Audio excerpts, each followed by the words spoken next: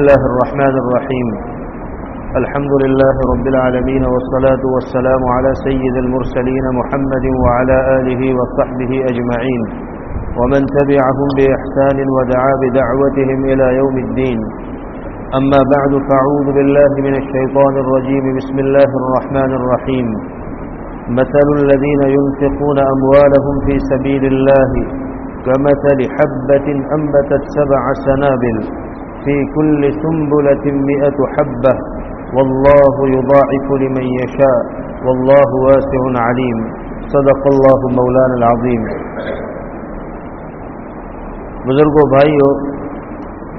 قرآن کریم کی ایک آیت آپ حضرات کے سامنے تلاوت کی ہے. اس میں اللہ تبارک و تعالی نے اللہ کے راستے میں مال خرچ کرنے کی فضیلت اور اس کی ترغیب ارشاد فرمائی ہے. اس آیت میں اللہ تبارک و تعالی فرماتے ہیں، مثل الذین ينفقون اموالهم، ان لوگوں کی مثال جو اللہ کے راستے میں اپنے مالوں کو خرچ کرتے ہیں. اللہ تبارک و تعالی نے جو مال ان کو مرحمت فرمایا ہے، اس مال کو راہ خدا میں خرچ کرتے ہیں. اس کی مثال ثواب کے اعتبار سے اور اللہ تبارک و تعالی کے یہاں اپنے مال کو خرچ کرنے پر کیا اور کتنا ملے گا، اس کی مثال اللہ تبارک و تعالی نے اس آیت میں ذکر فرمائی کہ ان کی مثال ایسی ہے کمثل حبۃ انبتت 7 سنابل، اس ایک دانے کی طرح کہ جو 7 بالیوں کو اگائے. کسان زمین میں ایک بیج ڈالتا ہے اور ایک مدت کے بعد پھر اس بیج میں سے پودا نکلتا ہے. اس پودے کے اندر 7 بالیاں لگتی ہے. گیہوں کا ایک دانہ بویا، اس میں سے گیہوں کا پودا نکلا اور اس پودے کے اندر، گیہوں کے ایک چھوڑوے کے اندر، ایک پودے کے اندر 7 بالیاں ہو اور ہر بالی کے اندر 100 دانے ہو. ایک دانہ زمین میں ڈالا تھا، اس سے ایک پودا نکلا، اس ایک پودے میں 7 بالیاں اور ہر بالی کے اندر 100 دانے، تو ایک دانہ بونے سے 700 دانے کسان کو ملے. کمثل حبۃ انبتت 7 سنابل، ایک دانے کی طرح سے کہ جس نے اگایا 7 بالیوں کو. فی کل سنبلۃ 100 حبہ، ہر بالی کے اندر 100 دانے اللہ تبارک و تعالیٰ نے رکھے. تو اس طرح کسان کو ایک دانہ بونے سے، ایک دانہ اگانے سے 700 دانے ملے. اللہ تبارک و تعالیٰ فرماتے ہیں راہ خدا میں خرچ کرنے والے کی مثال ایسی ہی ہے. ایک پیسہ اللہ کے راستے میں اللہ کو راضی کرنے کی خاطر خرچ کرتا ہے تو اس کا 700 گنا اللہ تبارک و تعالیٰ اس کو مرحمت فرماتے ہیں. اور یہ 700 گنا تو کم از کم پھر آدمی میں جتنا اخلاص ہوگا، اس خرچ کرنے کے پیچھے جتنا اللہ کو راضی کرنے کا جذبہ ہوگا، اس کے بقدر اللہ تبارک و تعالیٰ اس کے ثواب میں اضافہ فرماتے جائیں گے. واللہ یضاعف لمن یشاء، اور اللہ تبارک و تعالیٰ جس کے لیے چاہے گا دگنا چگنا کر دے گا. 700 تو ملیں گے اس کو، پھر اس کا جیسا جیسا اخلاص، اس کے مطابق اللہ تبارک و تعالیٰ اس میں بڑھوتری فرمائیں گے. یعنی راہ خدا میں خرچ کرنے پر بے حساب اللہ تبارک و تعالیٰ مرحمت فرماتے ہیں. علماء نے لکھا ہے کہ اللہ تبارک و تعالیٰ نے نیکیوں کے سلسلے میں یہ اصول رکھا ہے کہ ہر نیکی پر اللہ تبارک و تعالیٰ 10 گنا مرحمت فرماتے ہیں.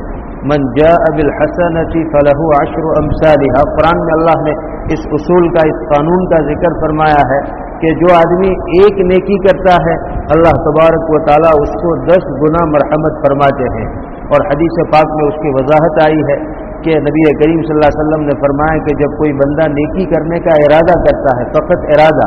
ابھی اس کو عملی جامہ نہیں پہنایا، کسی نیکی کے کرنے کا پکا ارادہ کر لیا،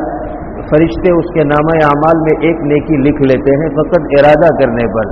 پھر اگر اس کو عملی جامہ پہنا دیتا ہے، اس نیکی کو کر لیتا ہے، تو پھر وہ فرشتے اس کے نامہ اعمال میں اس کا 10 گنا ثواب لکھ لیتے ہیں. تو ارادے پر ایک نیکی اور کر لینے پر 10 نیکیوں کا ثواب اللہ تبارک و تعالیٰ کی طرف سے لکھ لیا جاتا ہے. اس کے بالمقابل گناہ، اگر کسی بدی کا، کسی برے کام کرنے کا گناہ کا ارادہ کرے تو اللہ کی طرف سے فرشتوں کو حکم ہوتا ہے رک جاؤ، ابھی اس نے ارادہ کیا ہے، اگر یہ کر لے تو پھر لکھنا، अगर इरादा किया है तो लिखने का हुक्म नहीं है, इरादा किया फिर तर्क कर दिया, अल्लाह से नदामत आई, अल्लाह से शर्म आई और उसने उस बुराई को नहीं अंजाम दिया, तो फिर उसके नामे अमल में कुछ नहीं लिखा जाता। बल्कि उलमा ने लिखा है कि अगर अल्लाह के डर से उसने जो है उस बुराई को तर्क किया है, करने का इरादा किया, उस बुराई को करने के लिए माहौल भी साजगार था और उसने पुख्ता इरादा भी कर लिया, लेकिन फिर खुदा का खौफ उसके दिल में पैदा हुआ और अल्लाह के डर से उसने उस बुराई के करने का इरादा तर्क कर दिया, तो एक नेकी उसके नामे अमाल में लिखी जाती है कि खुदा के डर से उसने बुराई का इरादा तर्क किया। तो बहरहाल अगर बुराई का इरादा करता है तो बुराई नहीं लिखी जाती, बल्कि अल्लाह के डर से उस इरादे को तर्क करता है तो नेकी मिलती है। और अगर बुराई कर लेता है तो फिर जितना किया उतना उसके नामे अमाल में फरिश्तों को लिखने का हुक्म होता है, एक बुराई की तो एक लिखने का हुक्म। तो नेकी के मामले में खुदा का ये उसूल के 1 के 10 अल्लाह देते हैं, और बुराई के मामले में अल्लाह का कानून यह है कि जितना किया उतना लिखना है। गोया नेकी के मामले में अल्लाह ताला इस उम्मत के साथ फजल का मामला फरमाते हैं, और बुराई और बदी और गुनाह के सिलसिले में अल्लाह ताला इस उम्मत के साथ अदल का, इंसाफ का मामला फरमाते हैं। तो बहरहाल ये नेकियों के सिलसिले में खुदा का उसूल है कि जो नेकी करेगा उसका 10 गुना अल्लाह तबारक व तआला उसको मरहमत फरमाते हैं। मगर उलमा ने लिखा है कि 2 नेकियां और 2 इबादतें ऐसी है कि जो अल्लाह तबारक व तआला के 1 के 10 वाले कानून से अलग है, 1 के 10 वाले कानून से मुस्तस्ना है वो 2 नेकियां और वो 2 इबादतें। एक तो सब्र है, आदमी को कोई हादसा पेश आए, आदमी को कोई मुसीबत पेश आए और उस मुसीबत पर, उस हादसे पर किसी अजीज का इंतकाल हो गया, अपने किसी प्यारे का इंतकाल हो गया, उसको वो अल्लाह की तरफ से समझता है, या किसी मुसीबत का, हादसे का शिकार हो गया, खेत में, पाक में जो है कोई ऐसी बला लग गई जिसकी वजह से सारा पाक तबाह बर्बाद हो गया, मिन जानिबिल्लाह उसको समझता है और अल्लाह की तकदीर पर राजी रहता है, सब्र करता है, तो अल्लाह तबारक व तआला की तरफ से इस सब्र की इबादत पर उसको 1 का 10 नहीं, बल्कि अल्लाह ताला फरमाते हैं इन्नमा युवफ़्फ़स-साबिरून अजरहुम बिग़ैरि हिसाब। जो लोग सब्र करते हैं अल्लाह तबारक व तआला उनको बेहिसाब अजर मरहमत फरमाते हैं। कितना देंगे अल्लाह तबारक व तआला उसका कोई अंदाजा ही नहीं। आदमी की जितनी बड़ी मुसीबत और उस पर जिस आज़म के साथ सब्र किया है अल्लाह तबारक व तआला उतना उसको नवाजेंगे। तो हादसात पर, बलाओं और मुसीबतों पर सब्र से बेहिसाब मिलता है। वहाँ 1 के 10 वाला कानून नहीं, वहाँ तो खूब देगा अल्लाह तबारक व तआला और बेपनाह नवाजेगा। एक तो ये इबादत, और दूसरी इबादत इन्फाक फी सबीलिल्लाह, यानी अल्लाह ताला के रास्ते में अपने माल को खर्च करना। यहाँ भी 1 का 10 नहीं कि 1 पैसा खर्च किया, 1 रुपया खर्च किया तो 10 रुपया खर्च करने का सवाब मिलेगा, 100 रुपया खर्च किया तो 1000 रुपया खर्च करने का सवाब मिलेगा। नहीं, यहाँ 1 का 10 नहीं, बल्कि इस आयत में अल्लाह तबारक व तआला ने फरमाया कि 1 का 700 तो अल्लाह तबारक व तआला जरूर देंगे। 1 रुपया खर्च करोगे 700 रुपया अल्लाह तबारक व तआला मरहमत फरमाएंगे। और इखलास में जितना इजाफा होगा और इखलास जितना मजबूत होगा उस हिसाब से अल्लाह तबारक व तआला सवाब में बढ़ोतरी ही फरमाते चले जाएंगे, उसके सवाब में इजाफा ही होता चला जाएगा। इसलिए अल्लाह के रास्ते में खर्च करने पर भी अल्लाह ताला 1 का 10 नहीं बल्कि बेहिसाब अल्लाह तबारक व तआला मरहमत फरमाते हैं। एक आयत में अल्लाह तबारक व तआला इरशाद फरमाते हैं मन ज़ल्लज़ी युक़रिदुल्लाह क़र्ज़न हसनन फ़युज़ाइफ़हु लहु अज़आफ़न कसीरा। जो आदमी अल्लाह तबारक व तआला को कर्ज देता है, अच्छा कर्ज,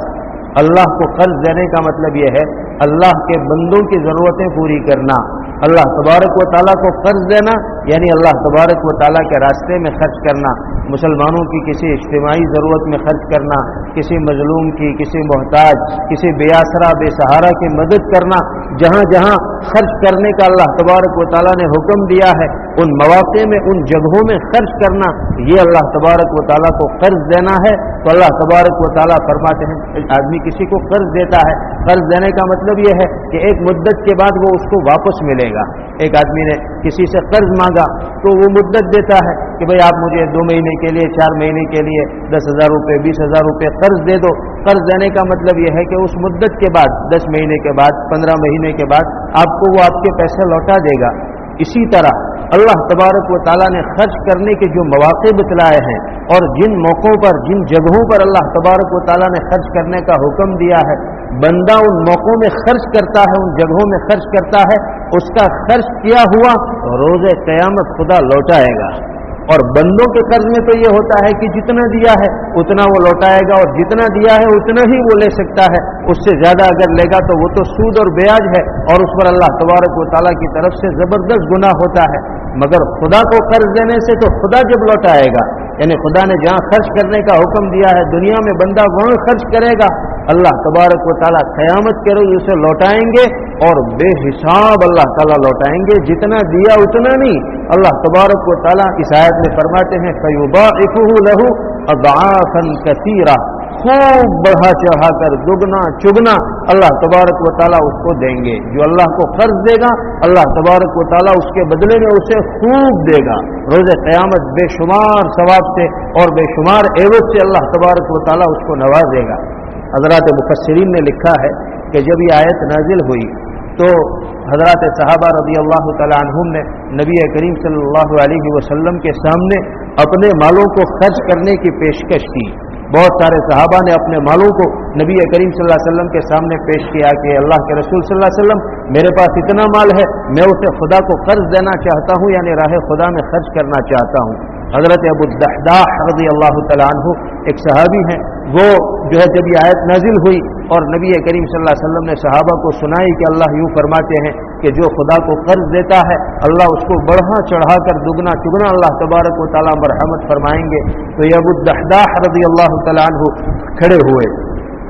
اور نبی کریم صلی اللہ علیہ وسلم سے عرض کیا کہ اللہ کے رسول صلی اللہ علیہ وسلم میرے پاس کھجور کے 2 باغ ہیں، اس کے سوا میرے پاس کوئی ملکیت نہیں ہے، میرا گزارا اور میری آمدنی کا ذریعہ وہی میرے 2 باغ ہیں، اور بڑے اچھے باغ ہیں، اس کے جو درخت ہیں وہ بڑے فلاور ہیں، اور اس سے مجھے بڑی جو ہے آمدنی ہوتی ہے اور بڑا اچھا میرا گزر بسر ہوتا ہے۔ یہ دونوں باغ میں اللہ کے راستے میں خرچ کرنا چاہتا ہوں، آپ اسے جہاں چاہے خرچ فرما دیں۔ دونوں باغ جو ان کی آمدنی کا ذریعہ تھے، جس سے ان کی زندگی کا گزارا تھا، اس کے سوا کچھ نہیں تھا۔ اس آیت کو سن کر وہ دونوں باغ نبی کریم صلی اللہ علیہ وسلم کو پیش کر دیے کہ اللہ کے رسول صلی اللہ علیہ وسلم یہ میرے دونوں باغ لے لیجئے اور جہاں چاہے اس کو خرچ کر دیجئے۔ نبی کریم صلی اللہ علیہ وسلم نے یوں فرمایا کہ یہ ایک باغ تو اپنی ضرورتوں پر خرچ کرو، اپنے پاس رہنے دو، اس سے تمہارا گزر بسر ہوگا اور اس سے تمہارا گزارا ہوگا، اور یہ دوسرا باغ اللہ تبارک و تعالیٰ کے نبی کریم صلی اللہ علیہ وسلم نے لے لیا اور پھر غریبوں کے اندر جو ہے اس کے درخت تقسیم کر دیے، اور مجلس پوری ہوئی، وہ اپنے گھر گئے اور پھر اپنی بیوی سے کہا کہ آج تو ایسا ہوا، ہم نبی کریم صلی اللہ علیہ وسلم کی مجلس میں تھے، اللہ تبارک و تعالیٰ نے اس آیت کو نازل فرمایا، نبی کریم صلی اللہ علیہ وسلم نے وہ آیت ہمیں سنائی تو میں نے برجستہ کھڑے ہو کر اپنے دونوں باغ نبی کریم صلی اللہ علیہ وسلم کے حوالے کر دیے۔ اللہ کے رسول صلی اللہ علیہ وسلم نے ایک باغ لوٹا دیا اور ایک باغ جو ہے مسلمانوں کی ضرورت کے لیے نبی کریم صلی اللہ علیہ وسلم نے رکھ لیا، تو بیوی بھی بڑی خوش ہوئی کہ آپ نے بڑا اچھا کام کیا، یہی آپ کو کرنا چاہیے تھا اللہ تبارک و تعالیٰ کے حکم کو سن کر۔ دوسری مجلس میں آئے تو نبی کریم صلی اللہ علیہ وسلم سے اپنی کارگزاری سنائی کہ اللہ کے رسول صلی اللہ علیہ وسلم میں نے بیوی سے جا کر کہا تو وہ بھی بڑی خوش ہوئی اور میرے اس عمل کے اوپر وہ بہت راضی ہوئی اور میرے اس کے اوپر بہت تعریف کی، تو نبی کریم صلی اللہ علیہ وسلم نے ان کی اس بات کو سن کر کے فرمایا کم من عزق رضاح ودار سیاح لأبی الدحداح۔ آپ صلی اللہ علیہ وسلم نے فرمایا کہ ابو الدحداح نے ایک کھجور کا باغ راہ خدا میں خرچ کیا ہے، روز قیامت کھجوروں سے بھرے ہوئے کتنے باغات، کھجوروں کے خوشوں سے بھرے ہوئے کتنے کھجور کے درخت اور کتنے وسیع مکان اور کشادہ مکان اللہ تبارک و تعالی جنت میں اور قیامت میں جو ہے ابو الدحداح کو مرحمت فرمائیں گے۔ یہ ایک باغ اس نے راہ خدا میں خرچ کیا ہے، اس کے بدلے میں سینکڑوں باغات کھجور کے خوشوں سے بھرے ہوئے اور سینکڑوں کشادہ مکانات اللہ تبارک و تعالی ابو الدحداح کو دیں گے۔ یہ ہے راہ خدا میں خرچ کرنے کی فضیلت، اور یہ ہے راہ خدا میں خرچ کرنے کا ثواب کہ بندہ ایک خرچ کرتا ہے اللہ تبارک و تعالیٰ اس کے بدلے میں سینکڑوں اور بے حساب اللہ تبارک و تعالیٰ اس کو مرحمت فرماتے ہیں۔ حضرت ابو بکر صدیق رضی اللہ تعالیٰ عنہ جس امت کے سب سے افضل اور اس نبی کریم صلی اللہ علیہ وسلم کے بعد اس امت میں سب سے زیادہ فضیلت رکھنے والے درجے اول کے صحابی حضرت ابو بکر صدیق رضی اللہ تعالیٰ عنہ ہے، نبی کریم صلی اللہ علیہ وسلم کے یار غار، نبی کریم صلی اللہ علیہ وسلم کے خاص دوست، جو فضیلتیں ان کو اس امت میں حاصل ہے اور جو چیزیں ان کا امتیاز اور خصوصیت ہے،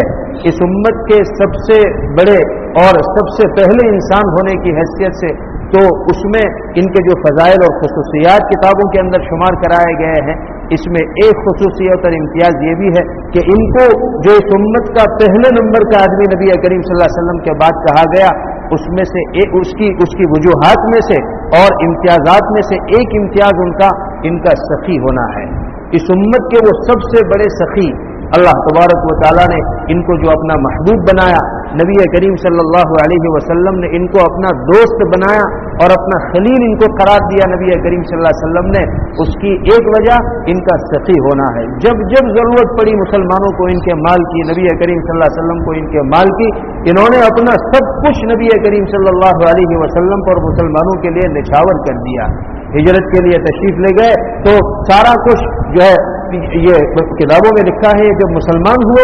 40,000 درہم ان کے پاس تھے، بڑے تاجر تھے، بڑا کاروبار اور بڑی تجارت ان کی تھی، خوب پیسہ ان کے پاس تھا۔ جب مسلمان ہوئے ہیں تو 40,000 ان کے پاس نقد تھے، مگر مسلمان ہونے کے بعد اللہ کے رسول صلی اللہ علیہ وسلم پر، مسلمانوں پر جو غلام لوگ تھے اور انہوں نے اسلام قبول کیا تھا، ان کے آقاؤں سے ان کو خریدتے تھے، اپنے پیسوں سے آزاد کر دیتے تھے، مسلمان قوم پر خوب خرچ کرتے تھے۔ 40,000 درہم تھے جب مسلمان ہوئے، اور جب ہجرت کر کے جا رہے ہیں کچھ نہیں تھا ان کے پاس۔ اور پھر اس کے بعد جب غزوہ تبوک کا موقع آیا اور نبی کریم صلی اللہ علیہ وسلم نے مسلمانوں کے لیے امداد کا اور جنگ کے لیے امداد کا اعلان کیا، تو سب کچھ لے کر کے آ گئے، اپنے گھر میں جھاڑو دے دیا، جھاڑو دے کر ساری چیزیں جمع کی اور نبی کریم صلی اللہ علیہ وسلم کی خدمت میں لا کر کے پیش کر دیا جو کچھ تھا اپنے گھر میں۔ پوچھا نبی کریم صلی اللہ علیہ وسلم نے، ابو بکر کیا چھوڑ کر کے آئے؟ تو کہا اللہ اور اس کے رسول کا نام چھوڑ کر آیا ہوں، اس کے سوا گھر میں کچھ نہیں ہے، سارا کچھ لے آیا ہوں۔ پھٹے ہوئے کپڑے، سارا سامان نبی کریم صلی اللہ علیہ وسلم کو جمع کر رہے ہیں، جو